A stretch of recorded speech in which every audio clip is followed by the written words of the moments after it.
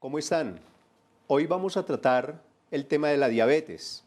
La diabetes es una enfermedad que ha crecido en los últimos años en prevalencia en todo el mundo y la verdad, los médicos que manejamos la enfermedad estamos muy preocupados por este hecho.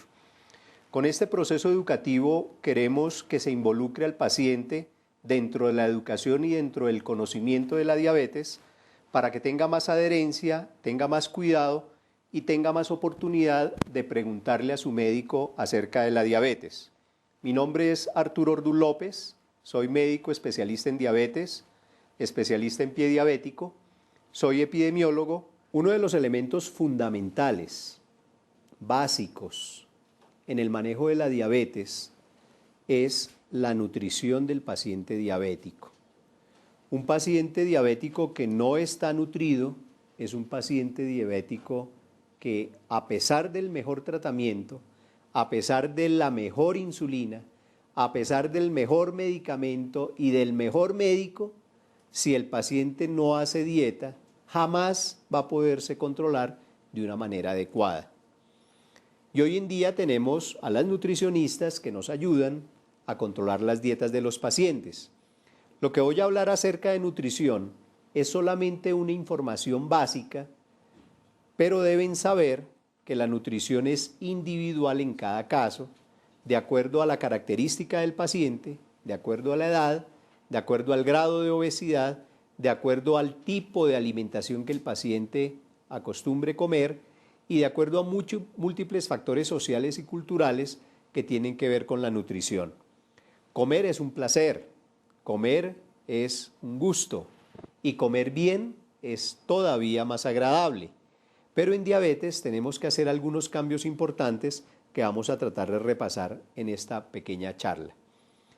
Lo primero que debemos saber es que para que se cumpla con el manejo nutricional del paciente diabético, debemos tener clarísimo la ley de la alimentación. En general, una ley es una orden y en nutrición existen 5 leyes fundamentales que tienen que ver con la comida. La primera ley es que la persona debe comer por horario. Es fundamental organizar un horario de comida de tal manera que al organismo vayan entrando nutrientes de una manera equilibrada y constante durante el día, ya que con los medicamentos, llámese medicamentos orales o insulina, nosotros estamos actuando sobre el metabolismo de esos alimentos, por lo tanto el orden en la alimentación es fundamental. Y en este sentido, la alimentación debe ser rígida por horario.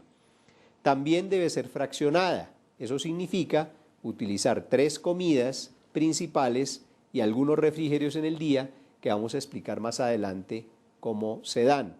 Es decir, dentro del curso de la diabetes, el paciente debe cambiar su hábito de comida, cambiar el horario, poner horarios estrictos y dividir la comida en varias fracciones de alimentación. Hay que tener mucho cuidado con la cantidad de comida. La diabetes implica que el paciente debe asegurar una cantidad de entrada de calorías precisa al organismo y esa cantidad de calorías debe ser muy bien complementada con el tratamiento. Si el complemento del tratamiento no está basado en la nutrición, seguramente que el control no va a ser bueno en este paciente. También debemos saber qué tipos de comidas podemos consumir. Hay personas que consumen alimentos de una manera y hay personas que consumen de otra por cultura.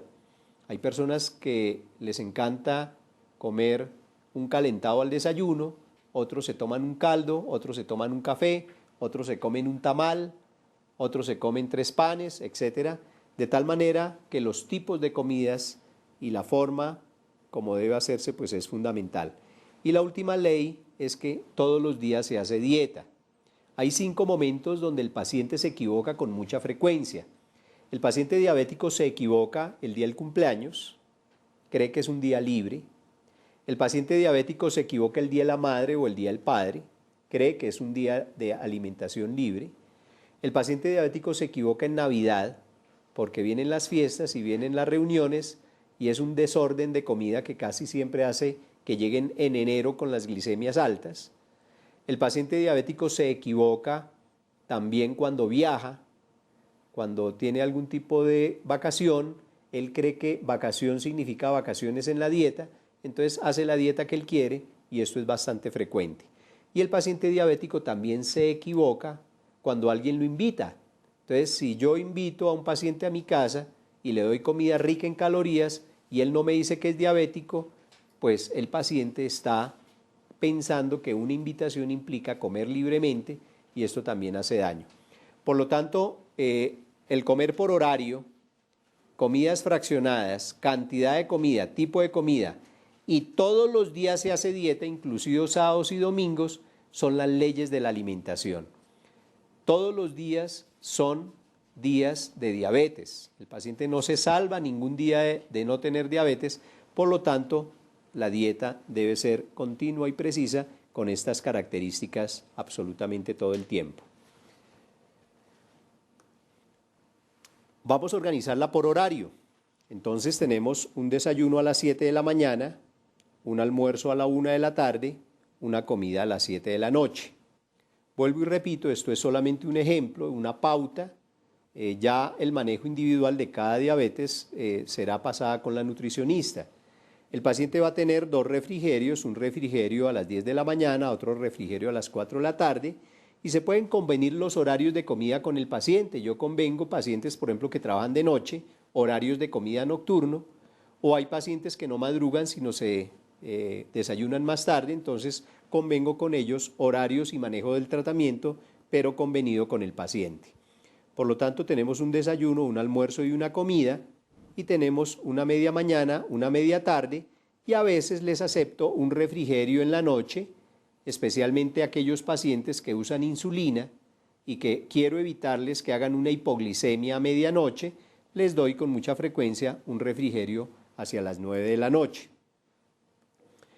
Un ejemplo, por ejemplo, suena redundante para que lo arreglen, un ejemplo es el desayuno. Voy a hacer un análisis de las calorías que se consumirían en un desayuno.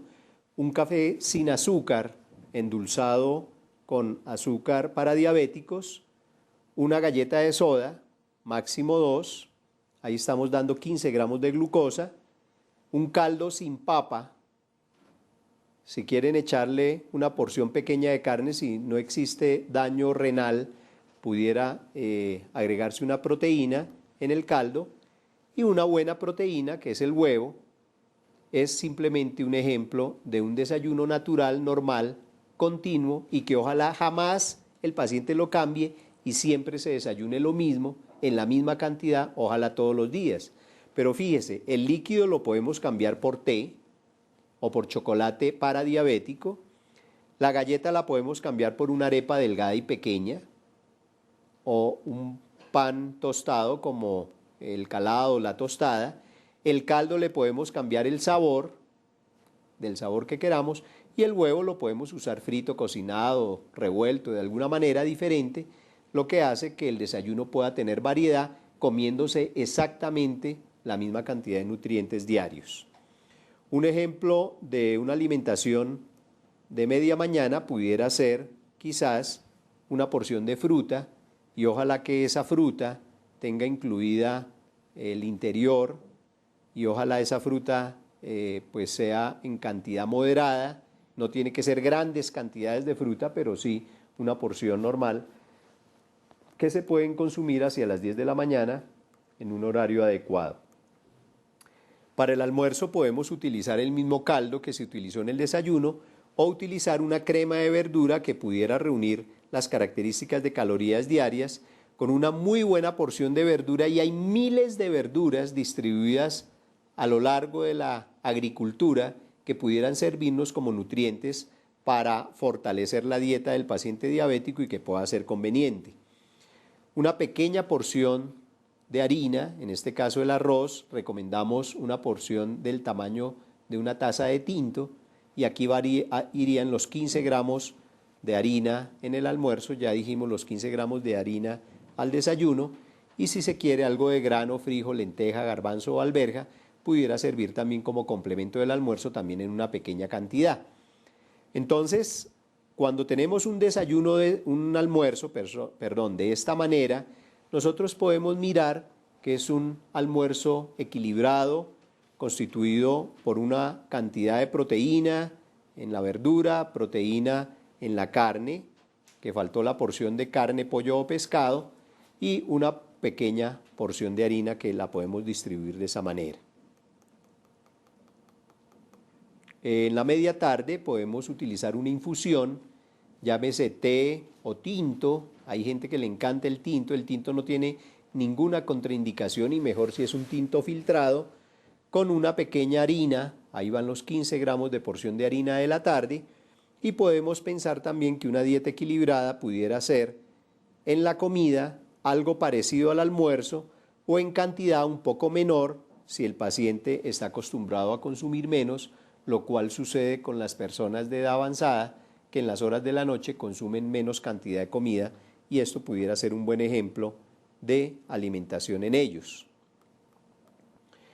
En la noche, si el paciente se está aplicando insulina, recomendamos siempre algún tipo de bebida láctea y dietética, por ejemplo, una avena dietética, un yogur dietético, o un kumis dietético, o un cafecito con leche en la noche, junto con una harina pequeña, que puede ser otra galleta de soda, y esto hace que no vaya a tener hipoglicemias a medianoche. Nunca vayan a comer esto. Esto es un alimento pues rico en grasa, muy sabroso, muy llamativo, muy común en nuestra cultura, muy agradable a la vista, muy agradable al sistema neurológico que percibe lo que nos estamos comiendo, muy atractivo para los ojos, pero terriblemente dañino para el corazón. Los dulces están absolutamente prohibidos en el paciente diabético, la panela, la miel de abejas, y cualquier tipo de azúcar procesado está completamente prohibido, ya que eso me va a aumentar el nivel de azúcar en la sangre. Debemos procurar que las frutas y las verduras se vuelvan amigas, pero muchas veces el paciente que está acostumbrado a comer harinas, a comer arroz, papa, yuca, plátano, le cuesta trabajo aceptar las harinas como un alimento importante en el proceso alimenticio. Entonces es muy importante el consumo de verdura y de fruta en función de mejoría. La cáscara de la fruta es fundamental. La cáscara nos da fibra y la cáscara nos ayuda a metabolizar muchas sustancias anormales como las grasas, nos ayuda a disminuir el nivel de azúcar. Por lo tanto, la cascarita que vemos en la fruta no la pelemos, sino comámonos las frutas que nos podemos comer, ojalá con la cáscara. Es muy importante todo tipo de frutas. Hay, por ejemplo, en este caso la sandía, pues tiene una gran cantidad de agua y a pesar de que es una fruta que sabe a azúcar, y todas las frutas en general tienen algo de azúcar, se llama fructosa, de todas maneras, en porciones recomendadas, es una forma importante de consumir alimentos. Es muy importante comerse la fibra, no comérsela puede ser peligroso, de tal manera que nunca hagan jugo, es decir, nunca utilicen la licuadora, ni tampoco utilicen el exprimidor para hacerse un jugo de naranja, sino cómanse la frutica así como viene enterita, que así como viene enterita es importante, ya que cuando ustedes se coman una naranja, están consumiendo una porción importante de fibra, pero cuando hacen un jugo de naranja, están gastándose 5 y 6 naranjas en un vaso con jugo, donde les han eliminado la fibra y les han eliminado una serie de nutrientes que hace que se pierdan por el sistema de la licuadora. Hay frutas que no se pueden consumir directamente, por ejemplo, la curuba, el tomate de árbol, por ejemplo, el lulo, el limón, que es necesario hacer un jugo para este tipo de fruta, el maracuyá, por ejemplo. Entonces, no importa, a esos casos sí hagan jugo, pero ojalá sin azúcar.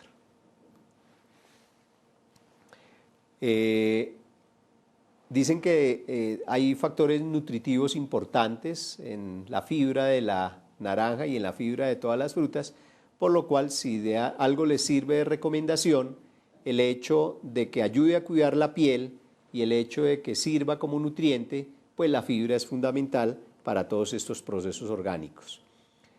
Hay que mirar el huevo desde un ángulo importante. El huevo tiene la clara y la yema. La yema es rica en colesterol y la clara es rica en proteínas. De tal manera que el huevo no está contraindicado en los pacientes que tienen el colesterol ligeramente elevado.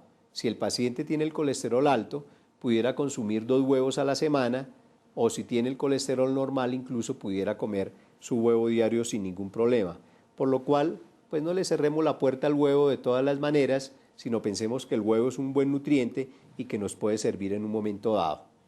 Lo que sí es importante es que traten de consumir solo 5 centavitos de harinas al día, es decir, muy poquito al desayuno, muy poquito a la media mañana, muy poquito al almuerzo y muy poquito en la noche.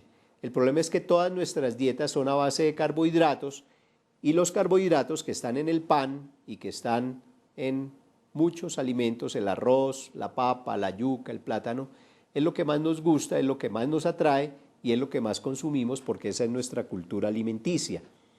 Es muy importante hacer un balance en la alimentación y es muy importante hacer un balance entre lo que comemos y entre lo que engordamos. Es decir, entre más coma el paciente, más obesidad va a haber. Y por eso es importante mirar que la obesidad es un problema grave y es un problema que tenemos que resolver. Por lo tanto, es básico no hacerle caso a toda la propaganda que encontramos en el día a día. Por ejemplo, en una región de nuestro país encontré este aviso donde dice: coma todo el día, desayuno, almuerzo y comida por una cantidad mínima de dinero, y eso significa que cómo será la calidad de alimentación que están sirviendo, seguramente rica en harinas, rica en grasa saturada, rica en carbohidratos y seguramente una comida que para que cueste tan poquito durante todo el día, pues no debe ser de la mejor calidad.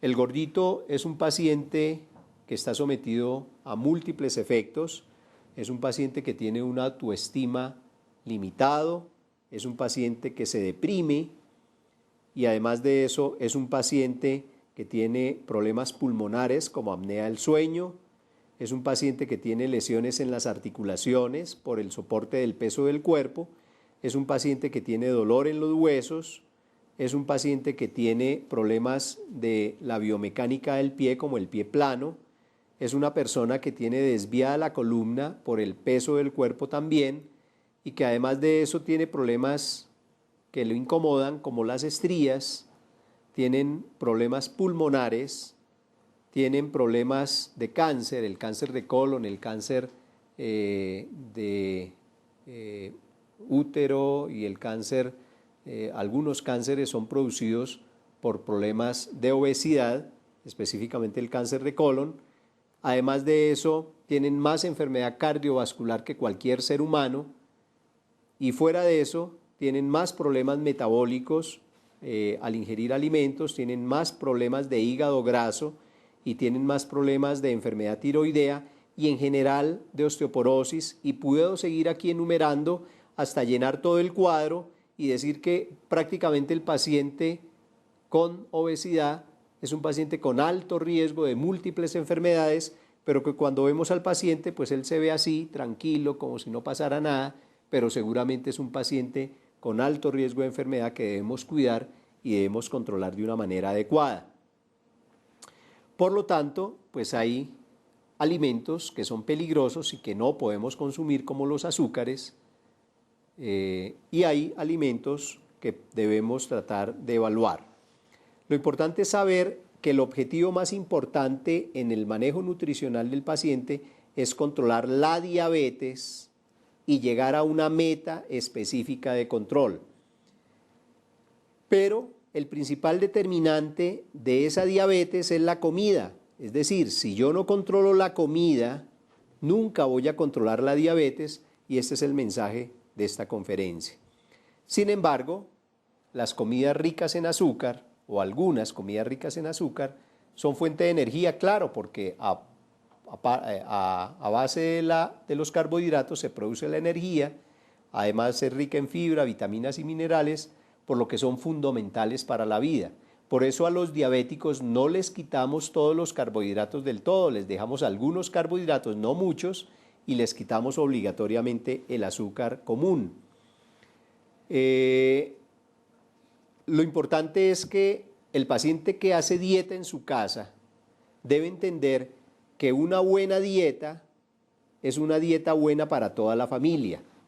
Y ojalá en el enfoque nutricional toda la familia coma de una manera saludable. No hay una sola dieta para todas las personas con diabetes, no. Cada persona con diabetes tiene su estilo de comer y tiene su dieta especificada. Es muy importante saber la calidad y la cantidad de alimento que el paciente está consumiendo. Existen en general 4 grupos de alimentos. Hay unos que podemos llamarlos libres porque los podemos consumir tranquilamente.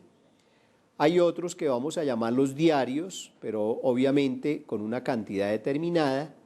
Hay otros que en lo posible los vamos a consumir mínimamente, que los llamamos pesados. Y hay otros que ojalá debamos evitar y que jamás los consumamos, que van a llamarse súper pesados. Vamos a poner unos ejemplos de cada uno de ellos. Por ejemplo, un alimento libre puede ser la cantidad de verdura determinada que un paciente consuma. Por ejemplo, el paciente puede consumir toda el agua que quiera en el día y esos son alimentos que por su gran contenido de agua y especialmente de fibra son saludables y se pueden consumir libremente sin ningún tipo de inconveniente. Hay alimentos que los vamos a llamar alimentos del día a día, alimentos diarios, que nos dan la posibilidad de tener una buena fuente de vitaminas, minerales y nutrientes y que debe ser ajustado a una porción determinada, porque el hecho de que se llame diario no quiere decir que el paciente va a consumir la cantidad que desee. Son importantes entonces las porciones para que puedan cumplir con sus funciones de nutrición importantes. Hay otros alimentos diarios como las frutas. Nosotros podemos consumir las frutas enteras y con cáscaras de una manera no libremente, pero sí diaria, en una cantidad determinada, y una cantidad de harinas y cereales que nos da también fibra, especialmente sin azúcar, integrales y con poco proceso en su proceso de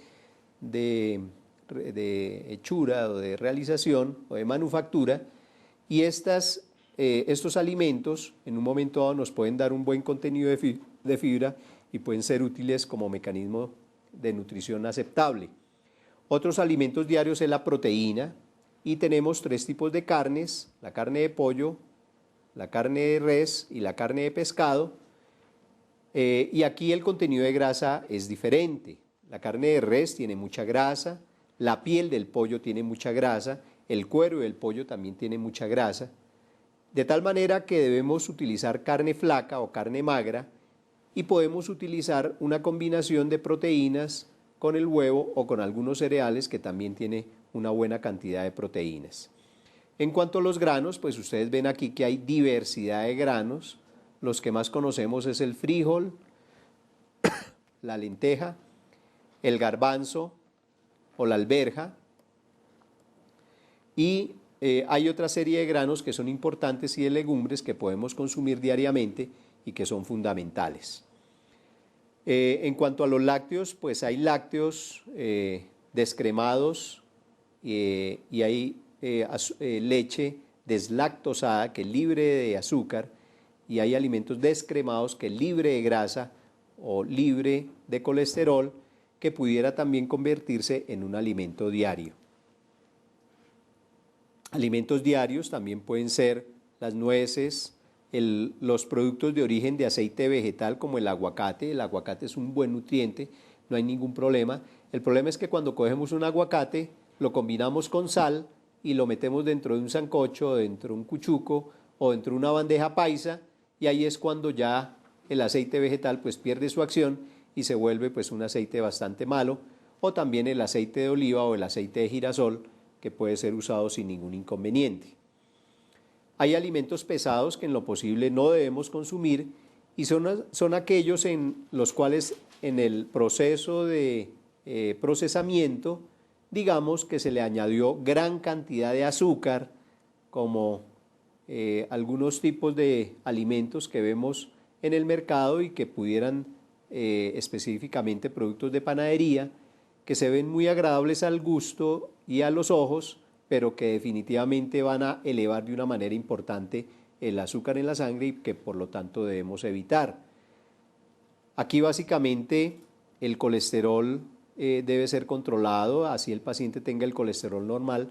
Por lo tanto, las carnes hechas en procesos como los embutidos, las carnes frías, las hamburguesas, etcétera, la salchicha, el salchichón, etcétera, son todos alimentos que tienen gran aporte de colesterol y de grasa, por lo tanto deben ser comidos de una manera casi que muy puntual y muy recomendada por la nutricionista, al igual que los lácteos, los quesos, la crema de leche, yogures, etcétera. Las hamburguesas son comidas rápidas que tienen gran aporte de calorías y que el consumirlas en gran cantidad va a producir aumento de peso, aumento de los ácidos grasos y seguramente obstrucción de las arterias. Por lo tanto, las carnes y las grasas pues deben ser evitados, al igual que los quesos. Aquí en el caso de una hamburguesa, aquí en el caso de productos de panadería, por ejemplo, todo lo que son productos ricos en azúcares, debemos evitarlos de una forma prudente, específicamente los productos de pastelería, que tienen gran cantidad de carbohidratos y que seguramente pues van a empeorar el estado metabólico del paciente. Aquí unas galletas ricas en calorías también que debemos evitar. Todo lo frito también.